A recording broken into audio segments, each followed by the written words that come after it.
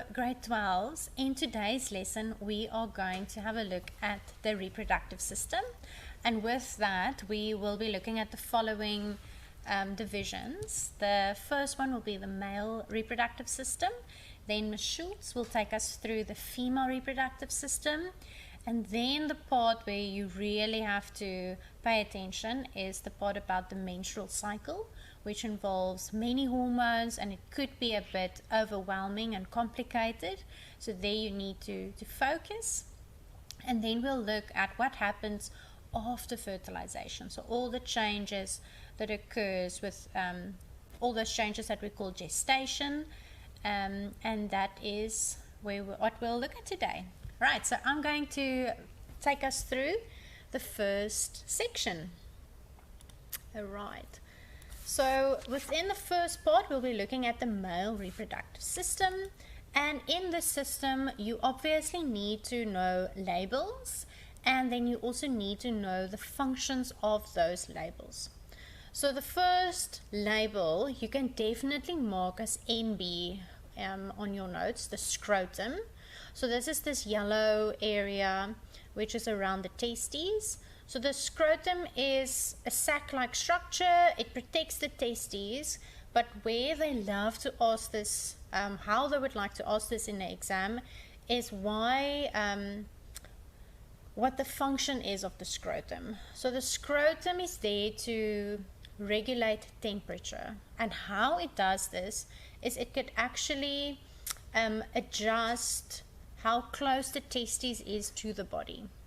Hopefully you know that body temperature is 37 degrees, and to make healthy normal sperm, the sperm actually prefers a temperature a bit lower than body temperature. It prefers 2 to 3 degrees lower than body temperature.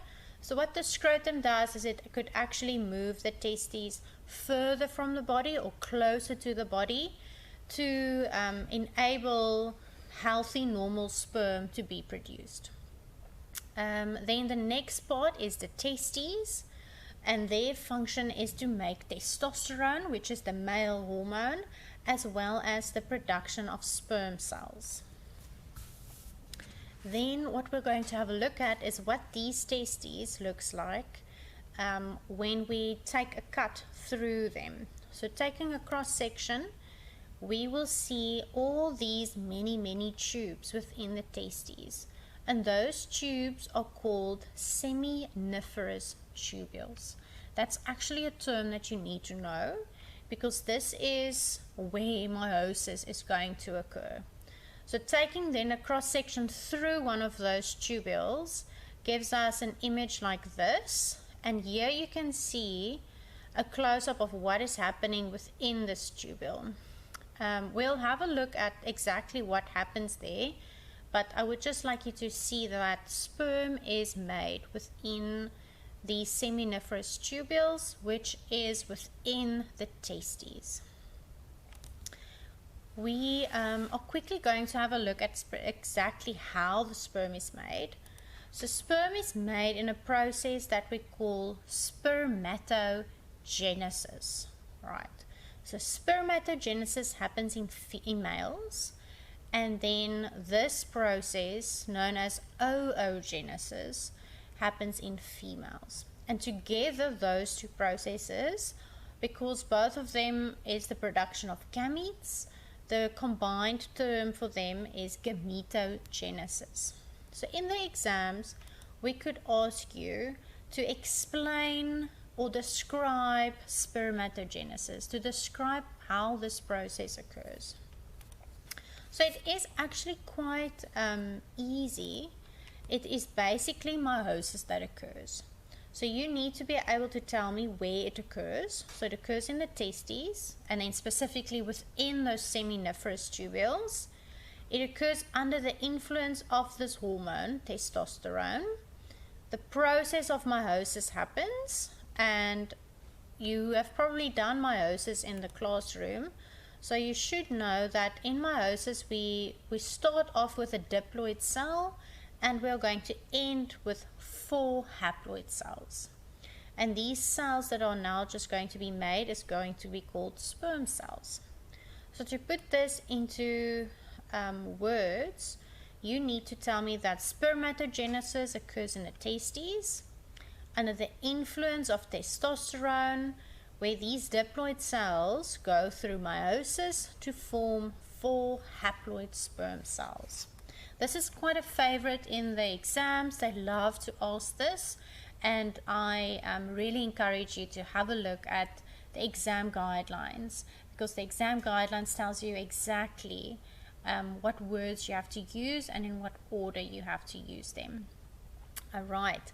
The next section is the structure of a sperm cell. This is actually a drawing that is expected of you to be able to draw.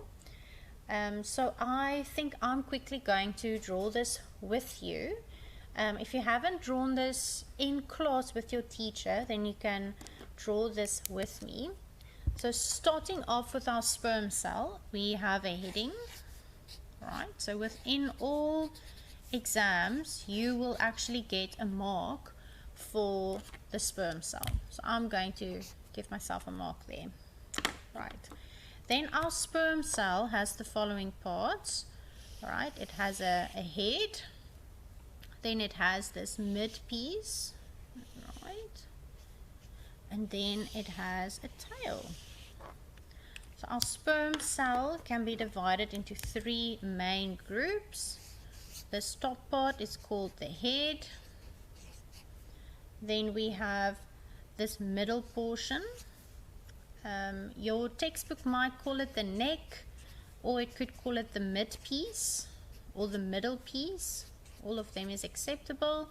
And then this last part is called the tail. So within some of these, within the head, there's 2 structures. The first structure being a nucleus, right? And this nucleus contains the male genetic material. And then at the tip of the sperm cell, there's a structure known as the acrosome. All right, so let's quickly add them there. So this is called the acrosome, and they actually love to ask the acrosome in the exams. Then we have this orange part, which is called the nucleus. Right, and then within this mid piece, there's mitochondria. So I'm just going to draw it like that. Mitochondria. And there we have our sperm cell. Right, quickly having a look at the slide so that you can see their functions. So the first part being the acrosome, which we drew as at the tip of the sperm cell, and its job is to break away the outer layer of the ovum.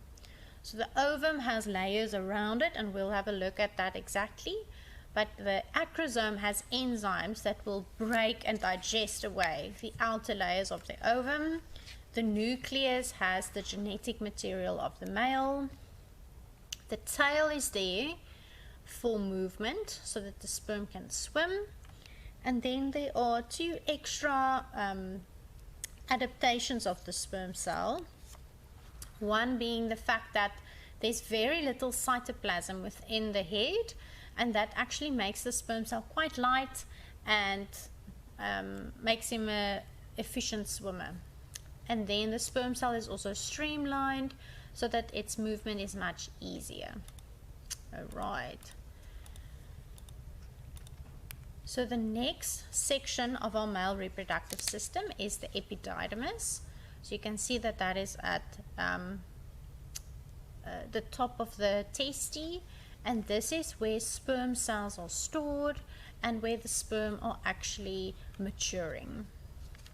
Then from there, the sperm cells are going to follow the path that leads into the vas deferens. So you can see that that orange area over there is the vas deferens, and this is the part that is going to contract to move the sperm from the testes all the way through the vas deferens, and it's going to lead to the urethra. Right, remember that this is just sperm that is going to be moving forward. the semen is what will be released through the urethra. Right, so it's quite important that you know the difference between sperm and semen. All right, then there are 3 glands. All right, I'm going to open them all together. 3 glands, and they are going to add fluid to the sperm to enable them to move quickly, so that they have energy, so that the sperm is lubricated for movement. So each one of these glands has a specific function. So first up, the seminal vesicle contains a sugar known as fructose to give energy to the sperm. The prostate gland is an alkaline liquid that it releases, and that neutralizes the acidity of the vagina. And then the Cowper's gland also releases an alkaline fluid to neutralize the acidic urine that's left in the urethra, and it is also a lubricant so that the sperm cells can move effectively. All right. The next section is then just to have a look at what is going to leave through the urethra. So now we have sperm that left the testes, entered the vas deferens, right? And then all these glands are going to release fluids, and those secretions plus the sperm is going to give us semen. So when we refer to the next part as the urethra, right, there we go, that's the urethra. We can't say that the urethra transports sperm, because the sperm is only transported through the vas deferens. The urethra is now going to transport semen, and it also transports urine, right? So there's a common duct for semen and urine in males, whereas in females we have 2 different systems. Our urinary system and reproductive system is separate. Then the last structure is the penis, and this structure is there to deposit semen into the female during sexual intercourse. Alright, so Ms. Schultz will take us through the female reproductive system. Right, boys and girls, so if we start with the female reproductive system, we once again start with the primary organs, which is then the ovaries, and a female has 2 ovaries on both sides of her uterus, and that is 2 glandular structures, meaning that it secretes not only the ovum or ovums, but it also secretes hormones. So the same as we had with the male reproductive system, where the testes secrete sperms, which is the gametes, and then testosterone. The same with the ovaries. You'll find that it secretes the ovum and oestrogen and progesterone, the 2 very important hormones that Mrs. Berger is going to mention again when we do the menstrual cycle. So if we look at those pink structures, you can see that it's on both sides. And please note that it's different from the males, where the whole system from the testes all the way to the utera is one tube. With females, you can see that the ovaries are almost separate from these tubes, the fallopian tubes that we see here. Let's quickly look at a cross section of the ovaries, and that's one of the most common pictures that you might see. I always tell my learners that the male reproductive system, there's basically 2 types of questions that might ask a little bit of insight. The one Mrs. Berger mentioned about the temperature, but with the rest of the time they just give you a picture and they ask the functions. But with females, they like to ask more about the hormones, or then the inside the ovaries, what's going on there. So if we look at this structure, it's a cross section through it, so we're busy looking on the inside. And then we can first of all see that we start with the primary follicles. Now, the primary follicles are those small little structures that you see, and every month one of these follicles, primary follicles, will develop all the way to a Gravian follicle.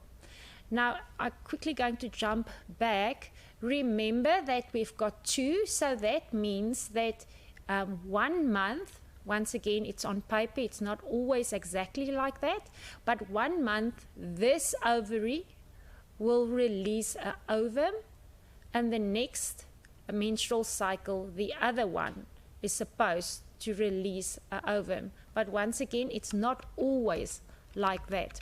So if we look after the Gravian follicle, we can see on the inside, that's where the ovum is, but it is surrounded by cells that secrete oestrogen that is necessary for the building of our endometrium on the inside of the uterus.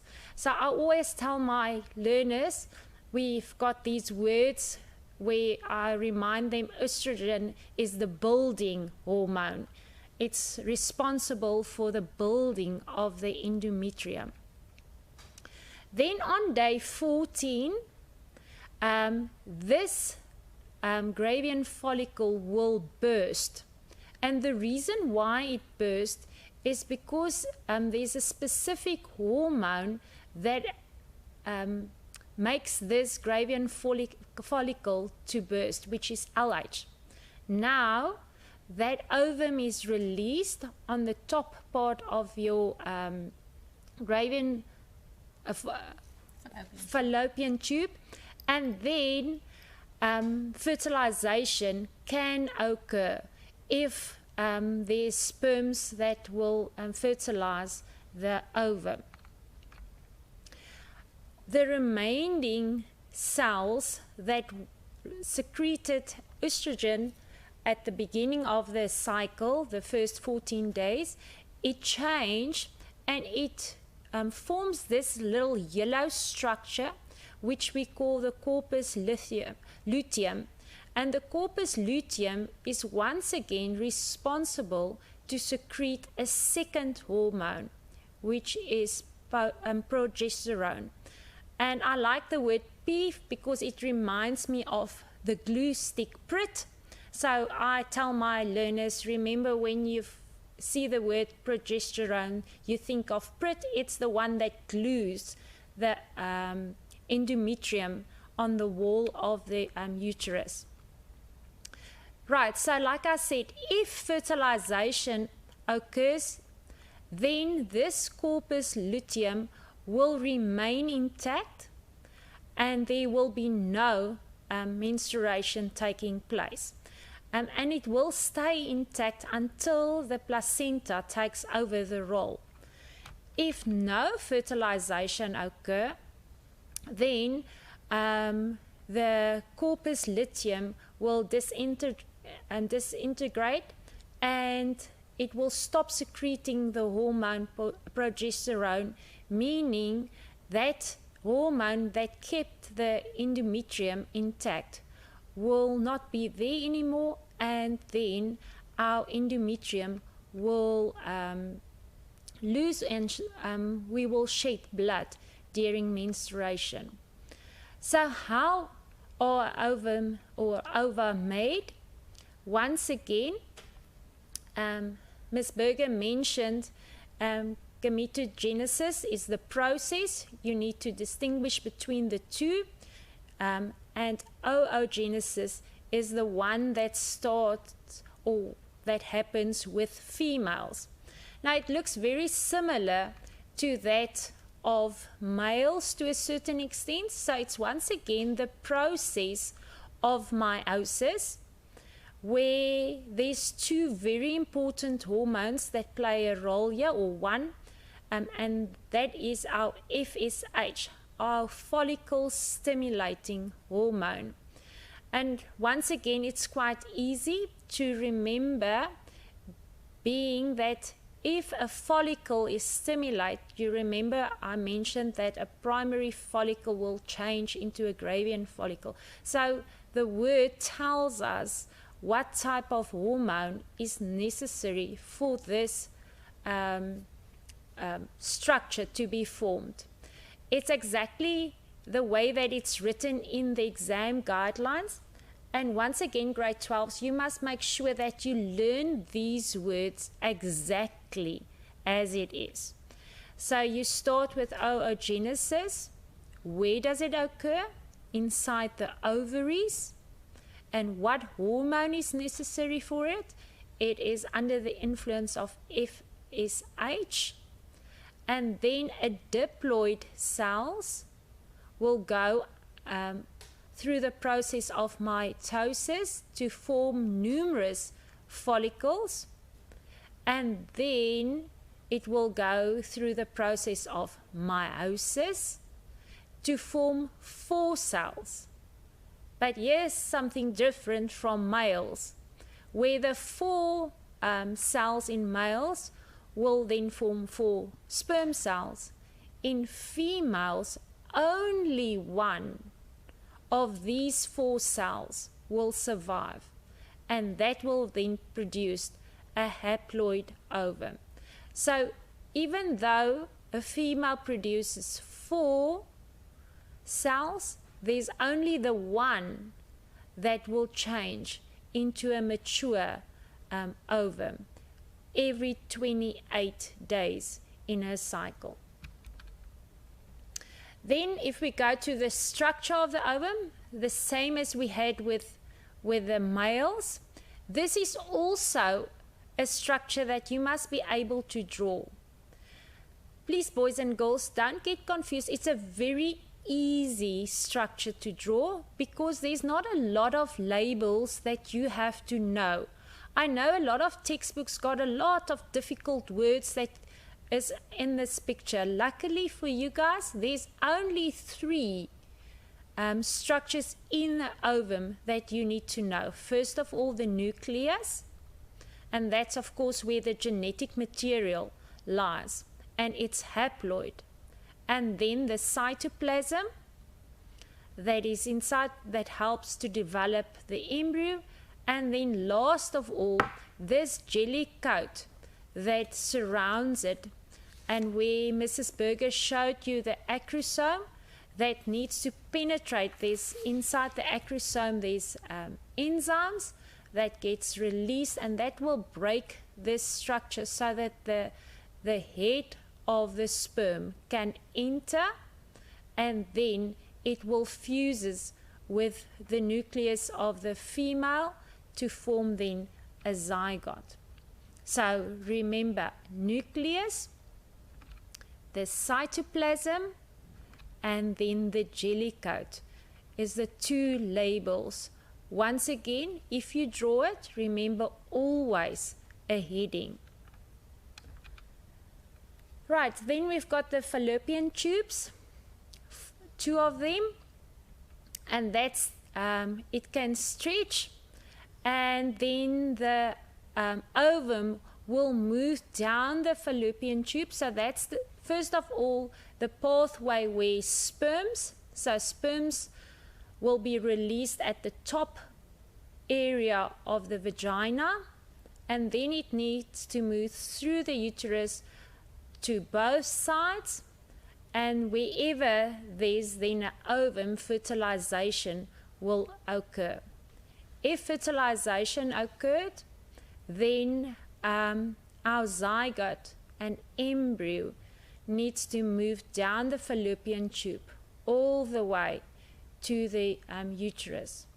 Now sometimes they ask you what will happen if one of the fallopian tubes are cut, for instance sterilization. Remember, females got 2, so if only 1 tube is cut, she can still produce an ovum that gets fertilized. So fertilization can still occur on the other side. It's just a chance of fertilization decreases. Right, then the uterus, this very important structure here. We've got two parts that you need to identify. First of all, this muscle layer that plays a role during birth, that contracts to push the fetus out, and then the inside, which is then your endometrium. And the endometrium is the area where this embryo, which we call then a blastocyst, will penetrate or implant itself on the one side if fertilization has occurred. If there was no fertilization, then due to progesterone or the lack of it, then the endometrium will loose, and then this whole area will be shed as blood through the vagina, and then we call it menstruation. So very important for fertilization to occur.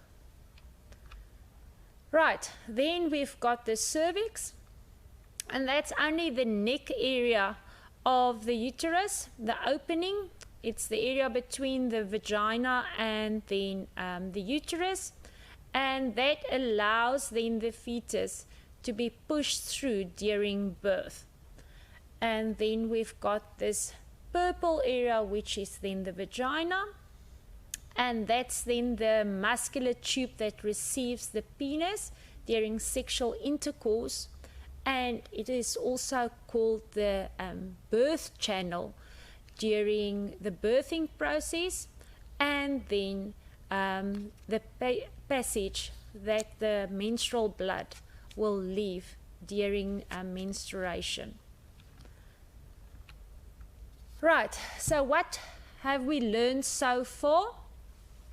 First of all, if we look on the inside of the ovaries, under the influence of FSH, our primary follicle will develop to a Gravian follicle. Remember, the Gravian follicle's got this layer of cells that secretes oestrogen, and there, that blue structure that you see there is then the ovum. Then we've got the LH hormone. I call it my burst hormone because it allows the Gravian follicle to burst and then release the ovum into the fallopian tubes. It also changed this cell layer into the corpus luteum that plays then a role in the next hormone, which is progesterone. And then we've got inside our uterus, your endometrium that gets built up. Remember, I told you about the building hormones, oestrogen, that is necessary to make this layer, this granular, and a lot of blood tubes, and so that if the blastocyst is implanted, that there's enough blood to feed the growing embryo. And then progesterone is the hormone that keeps this structure, the endometrium, intact. So let's move, and Mrs. Berger is going to take you through the menstrual cycle.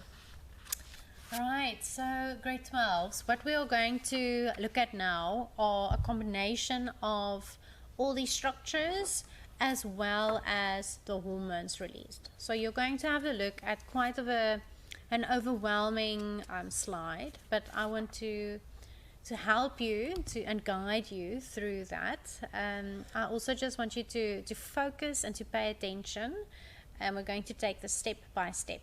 All right, so first thing on our slide, I just want to take you through the different rows. So the first sort of section is our hormone levels of just FSH and LH. So those are the two hormones that Mrs. Schultz mentioned, FSH, LH, right? And I want you to see that FSH, the orange line, is high at the beginning of a woman's cycle, right? FSH is increased. I know it doesn't look like it's very high, like it's up there at the top, but this is a high amount. And then I also want you to have a look at the blue line, which is LH, and I want you to see that LH is going to peak at a certain stage of a woman's cycle, right? That is an important thing, because LH is going to, as Ms. Schultz said, it's the, what word did she use? The bursting hormone. It is going to cause the bursting of this Graafian follicle, and that whole process is known as ovulation. So it's the peak of LH that stimulates ovulation. Then the next row, we can see the changes of the structures happening in the ovary. So here we have that primary follicle, then probably like a secondary follicle. You can see the follicle cells are growing and becoming larger that surrounds the ovum. And this then very large follicle is called the Graafian follicle. Here we can see that this ovum has been released from the follicle cells, and then you can see a corpus luteum forming, right? It looks like a yellow, my learners said it looks like a popcorn kernel. So there's a corpus luteum, and you can see that it is becoming smaller. So that will give us an idea into whether this woman got pregnant at the end of her cycle, right? So you can have a wonder about that, and I'll answer that question, whether she is pregnant or not at the end. The next row shows us the other two hormones, and those are estrogen and progesterone. So having a look at the green line, you can see that the green line starts to increase at the beginning. All right, it starts to become more and more here just before ovulation. And then progesterone is the hormone that Ms. Schultz said is like the PRIT hormone. It is going to keep this endometrium intact. It is supposed to cement it, glue it, keep it maintained. And here you can see that this only starts to form after ovulation, and then the progesterone levels are going to drop at the end of the cycle. And that should also give you an indication on whether this woman is pregnant or not at the end of the cycle. The last row shows you the endometrium. So you can see that the endometrium is breaking down. So this first few days, it's probably 4 days in this woman's cycle, that's menstruation. And then you can see that this endometrium is becoming thicker, right? And then here at the end, you can see that it is going to be shed again, right? So let's now put all of this together and tell one beautiful story. So first up, we have FSH. The hormone stands for follicle stimulating hormone, and that is its job. Its job is to stimulate the follicle, to stimulate it to become a very perfect, very large and mature Graafian follicle. So that is why FSH needs to be high, so that this follicle can grow. Then you can see here, number 2, FSH is going to stimulate the ovary to start forming this follicle around it, and it is going to eventually lead to what we call a Graafian follicle. So if there were a problem with FSH in a woman, then that follicle won't be able to grow into a Graafian follicle, and that follicle would then not be able to burst and to release the egg, and it could then be a reason for infertility, right? So you also need to think what would happen if something were to go wrong, because they love to ask questions in terms of infertility and miscarriages.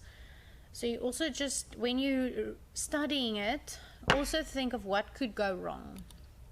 Then what we see here, number 3, is the estrogen levels rising. And the reason for that is because these follicles are growing and growing, they are going to release estrogen. So these follicles are the reason why this green line is increasing. Because this follicle is growing, we see more and more and more estrogen being released. And because there's more estrogen being released, Ms. Schultz said this is the building hormone. It is going to build and thicken the endometrium. So you can sort of see right from the start, because FSH is high, the follicle grows. Because the follicle grows, it releases estrogen. And because estrogen is released, the endometrium is thickening.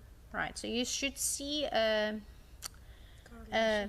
correlation, a golden thread between the first half of this woman's cycle. Then as we move on to day 14, LH is going to be released. So you can see this blue line is going to peak. And when it peaks, it is going to stimulate the release of this ovum, known as ovulation. So LH causes that, and LH also causes this corpus luteum to be formed, right? So it has two jobs. First job is to stimulate ovulation. Second job, to form this corpus luteum, right? So then you can see after that has been formed, LH is then going to drop, because it's no longer, it's done its duty, it's no longer needed in such high quantities. Then this corpus luteum is then going to release progesterone. So I want you to see that when you see this, what my learners call a popcorn, then our progesterone levels start to rise. So it's only when this structure is present that the progesterone levels rise. So there's a correlation. Is this structure releases progesterone, and that's why my progesterone rises. And because my progesterone level rises, remember Ms. Schultz said it's like the Prit, it is going to maintain my endometrium.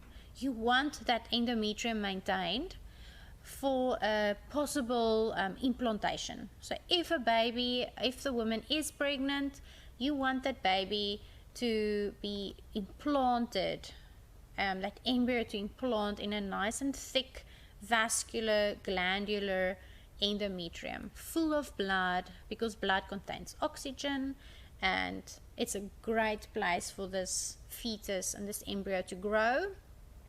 If that endometrium is no longer needed, progesterone levels are going to drop. And the way why it drops is because of the corpus luteum becoming smaller and smaller. So this should answer my question at the beginning, is this woman pregnant? No, she is not, because the corpus luteum we can see is becoming smaller. It's dit verdwyn, it disappears even. Because it disappears, the progesterone levels are going to drop, and because the progesterone levels drop, we no longer have the Prit to glue the endometrium, and therefore the endometrium is going to be shed, and that is then the start of her new cycle. Right, so they love to ask questions about giving you a diagram like this and asking you whether this woman is pregnant, and to give visible reasons why. Right, the last thing is that there's something known as negative feedback. I'm actually going to highlight that. So there's one hormone known as progesterone that actually stops. If progesterone levels is high, it is actually going to stop another hormone, and we call that mechanism negative feedback. So it's sort of when one hormone rises, it is going to cause a drop in another hormone. And the word that we'll use is it inhibits, which is a fancy word for saying we're going to put the brake on another hormone. So if we are stepping on the brake, we could slow down, or we could eventually stop. So inhibit is the word that we use that describes both of those processes. So inhibit means to stop completely or to just slow down. So what progesterone levels does, if progesterone levels rise, it is going to inhibit, drop another hormone. And that is very important in managing the menstrual cycle. So if progesterone levels rises, it is going to drop FSH and also LH. So if progesterone levels rise, let's say this woman is pregnant, the endometrium is rich and vascular, there is no need for another follicle to develop because this woman is pregnant, right? So FSH is going to drop, it's going to stop. And let's say in another scenario, the woman is not pregnant, the progesterone levels are going to drop, right, because she's not pregnant, and that is then going to signal FSH is going to rise, and that will then stimulate a new follicle to develop. Because she's not pregnant, we're going to need another chance to for new follicle to develop, new chance for ovulation, new chance for fertilization, right? They love to ask the whole process of negative feedback, and the whole concept of contraceptives is based on negative feedback. So for those of you who aren't aware, the one type of contraception is the pill or any other hormonal contraceptives, and those pills contain progesterone. And when you are taking progesterone, as I mentioned, it is going to stop, inhibit FSH. So ultimately, by taking these hormonal contraceptives, you are stopping a follicle from developing and also stopping a follicle from releasing an egg cell. So that is why drinking hormonal contraceptives is quite effective, because there's no follicle developing, there's no egg cell, and if there's no egg cell being released, then there's no chance that that egg cell can be fertilized if there's no egg cell. Right, so let's quickly just have a look at the rest of, I think I mentioned all of the rest of the notes. Then Ms. Schultz is going to take us through what happens if that sperm cell meets an egg cell. Right, so boys and girls, so we're going to quickly look at fertilization, implantation, and gestation. Right, so first of all, like Ms. Berger mentioned, ovulation is then, due to this high level of LH, it will trigger our Gravian follicle to release an ovum, and then the ovum will slowly move down the fallopian tube. Now, if there's any sperms, fertilization needs to happen in the first third of the fallopian tube, and then if there's no sperms, the ovum will simply move down the fallopian tube, and then it will move out during menstruation. But we're going to look now for implantation. So if fertilization occurred, you must remember that the haploid, and this sentence is very, very important, because they look for certain words if they ask you what is fertilization. So fertilization is when the haploid nucleus of the sperm cell. So you have to mention haploid, you have to mention nucleus of a sperm cell fuses once again with an haploid nucleus of an ovum, and then it forms a diploid zygote. So a sperm cell has 23 chromosomes, and an ovum 23, and when they fuse, we've got 46 chromosomes. Now the following will happen. With a process, remember the word process of mitosis, this zygote will develop and it will start to divide. First of all, it was one cell, it will become 2 cells, 4 cells, 8 cells. And then it forms like a cluster of cells, which we call then, oh, there it shows it, the morula. So there you can see it's 2 cells, then it starts to divide, and then it forms this cluster of cells, which we call the morula. And then it will keep on dividing, and then it will make like an opening, which we call a blastocyst. And it's this blastocyst that needs to be implanted or embedded inside the endometrium. So if we start here, ovulation occur, fertilization occur there, it forms a zygote, the zygote starts to divide, 2, 4, 8, then we call it the morula.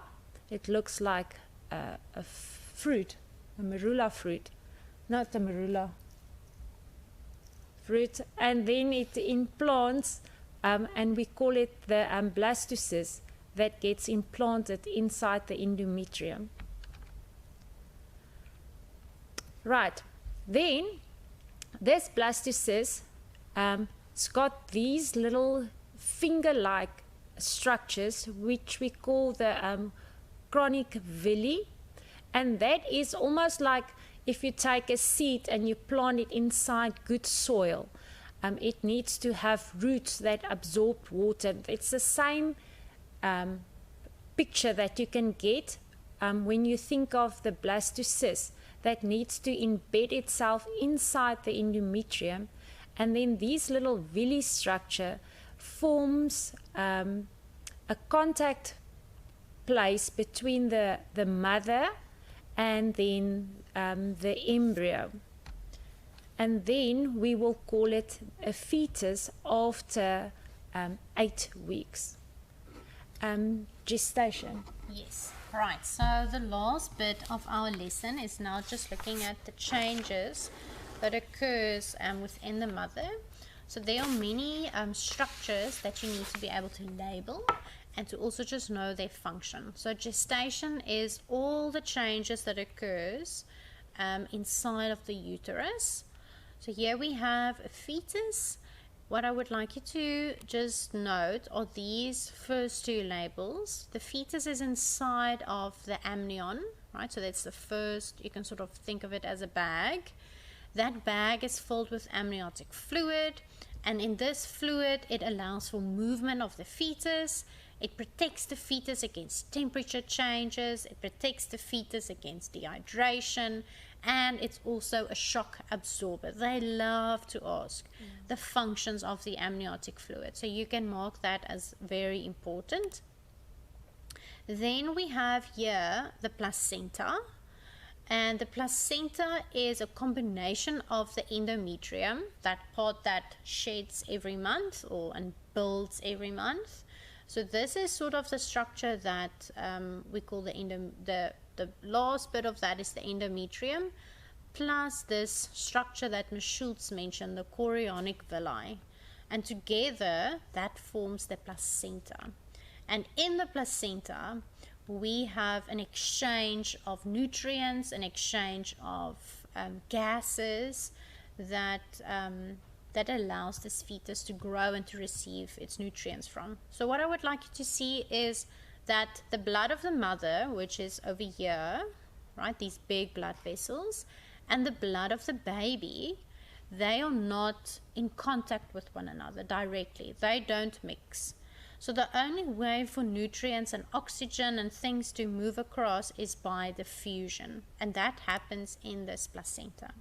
So here we have the placenta.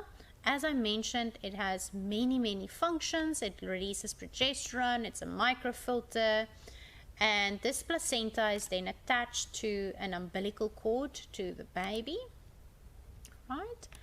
And this umbilical cord contains one vein and one artery. 2 arteries, sorry, and the arteries in this umbilical cord, we call it the umbilical artery. The vein in the umbilical cord is called the umbilical vein, and the umbilical vein transports oxygen and it transports nutrients from this placenta. So this structure, it transports all of the nutrients, all of the oxygen to the baby. And what the vein does is they also needs waste, and carbon dioxide also need to leave the baby. They can't accumulate. So the umbilical artery will then remove all of the waste, remove the carbon dioxide from the baby, take it to the placenta, and then from the placenta it's taken to the mother, and the mother will get rid of all of the waste and the excess carbon dioxide. Right, so grade 12s, that is the end of today's lesson. It was jam-packed and full. I really hope that you got some pointers and that you know what you need to go and study and where you need to pay attention. It was lovely having you in our classroom today. We hope you have a lovely day further. Goodbye. Goodbye.